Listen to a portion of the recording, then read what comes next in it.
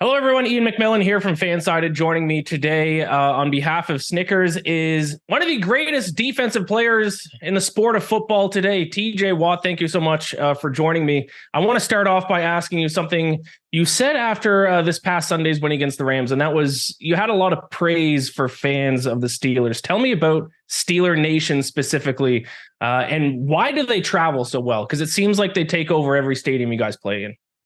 That's a good question. I mean, the fandom is absolutely incredible. This year, it seems like it's been even crazier than in years past. And it seems like anytime we play out west, the fans travel. And it was in Vegas originally. And then obviously we saw them in Houston. And then again, this past week in LA, it's just incredible. It's not just home at Acrisure Stadium, which is pretty special. And you can have an opposing offense on a silent snap count. Gives us a big advantage as pass rushers and as a defense. Are they the best fans in football?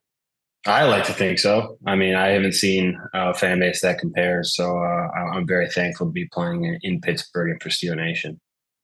Yeah, I mean, I'm a Falcons fan myself, so luckily I don't have to see you too often. But when the Steelers come to Atlanta, they take over that stadium as well. TJ, I wanted to talk to you about Mike Tomlin because he's doing something. I don't even know if you're aware of this, but it's something I don't think I've ever seen from another coach in professional sports, and that is he is unbelievable when you guys are an underdog. Actually, he has a record of 45-40 when the Steelers are underdogs since he has taken over as being a head coach. That is the only coach in the Super Bowl era who has coached at least 50 games who has a winning record when they are an underdog. Why do you think that is? Is there something different that Mike Tomlin does when maybe you guys are going up against the better teams in the NFL?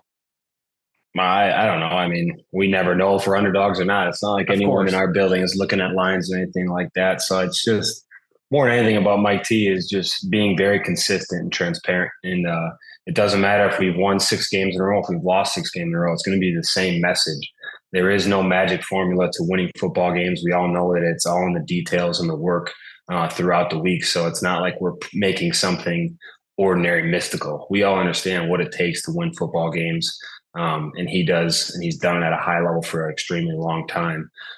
So that's kind of the secret is there is no secret with him.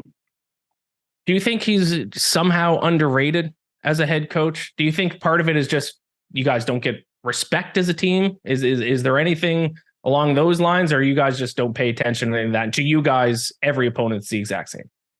I mean, I don't know. I feel like Mike T is very well respected around the league and with fans, and I haven't seen anything that shows me otherwise.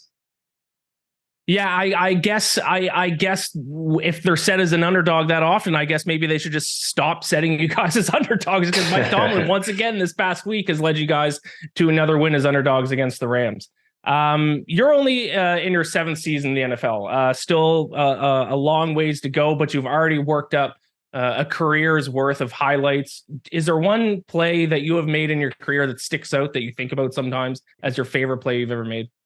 No, hopefully it's just the next one. I'm always just trying to visualize and prepare for the next opponent. And there's so many plays. I think I always remember the plays that I didn't make more than the plays that I did make, just because each and every week after you watch the game film, there's at least a play or two here, a play or two there. We're like, man, I wish I had that moment back.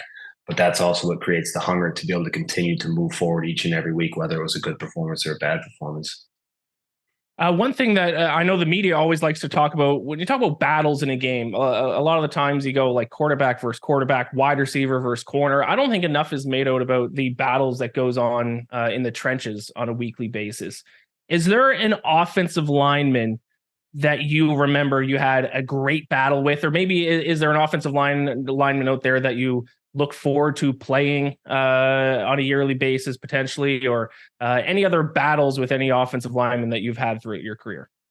I mean, yeah, every week is a battle, and sometimes it's with not even just the O line, and sometimes it's the tight ends and the running backs as well. Mm-hmm. And teams definitely are scheming well these days. But I mean, I respect every offensive lineman coming into the game, and I mean, there's a lot of guys that are doing a high level. I know Lane Johnson was one of those guys a couple of years back that me and him went back and forth with, and I have a lot of respect for him and his game. But yeah, it's just going into each game, respecting each opponent, and anything can happen on Sunday. So you can't go in thinking you're your hot stuff, and then you'll get humbled really quickly. Do you have any thoughts on the tush push or the brotherly shove that some people are calling it? Obviously, that's one of the hot topics in the NFL right now, the quarterback sneak that the Eagles do. Now, obviously, you guys might not have looked at the Eagles too much right now, but the quarterback sneak where they're just pushing Jalen Hurts across the line, they seem to convert every single 3rd and 1, 4th and 1 that they've attempted by doing that. Some people think it should be banned from the NFL. Some people cite it's just unfair. Some people think it, might be dangerous, a dangerous play for some players. What do you think about the tush push? My job isn't to be getting all the politics of everything. My job is to stop things when they're presented. And luckily it hasn't been presented to us. And I don't even know if we play the Eagles this year or not, but it's our job to figure out a way to stop it. And once someone stops it, it's everybody else's job to be able to duplicate it as quickly as possible. Do you still, how much are you able to follow along with the Wisconsin Badgers still? Every now and then, not as much as I was before when I knew a lot of guys still on the team, but we have young guys in Nick Kirby and Keanu Benton that still rock their Wisconsin gear around the locker room quite a bit, so they keep me in the loop. I don't know if you're aware, big game this weekend for your Badgers up against Ohio State. Can they get it done? Ohio State at home. I hope so. I really hope so. I mean, the fans deserve it. I know how hard the team works, and that's a huge game. I remember when JJ played Ohio State up there. I think Ohio State was ranked number 1. We were like, I don't know if we were ranked, but we won that game and was able to storm the field. So that was a fun memory. Now, one of my fellow writers at Fansided, Reed Wallach, fellow Wisconsin guy, he was there a couple of the same years you were there. He wanted me to ask you, what's your favorite bar in Madison? I think the KK is the one that kind of everybody goes back and talks about, the College Club. He brought up a different one. What was the Wando's? Wando's, yeah. Yeah, Wando's on the corner, yeah. That's a popular one as well. I want to ask you actually about a different sport, and that's golf. I'm a big golfer.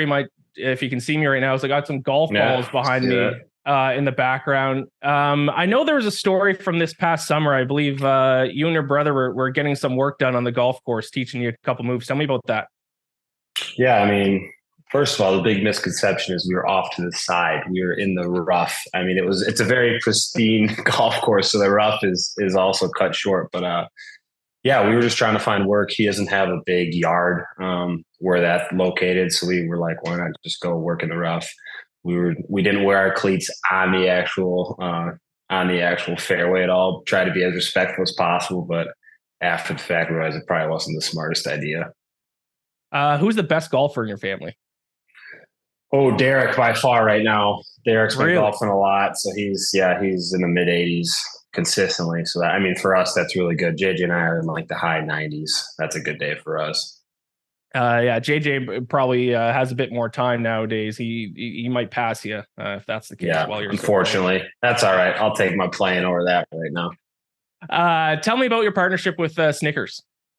Yeah, so SNICKERS and I are partners, obviously. We're doing the SNICKERS Luck Shot, which a lot of people, I mean, you might have a lucky golf ball that you put in your pocket on a Falcons game day.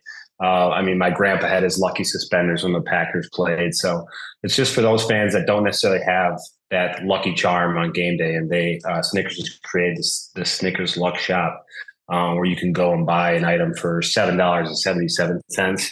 So it's not going to break the bank. And it's just so you don't make the rookie mistake of not having your luck charm, or even if you have a luck charm that isn't working so well for your team, you can go and purchase a new item and hopefully it brings you luck come Sunday. All right. I love it. I might have to get one of those myself. Like I said, Falcons fan, I need a little bit of luck. I'm going to have a heart attack one of these Sundays.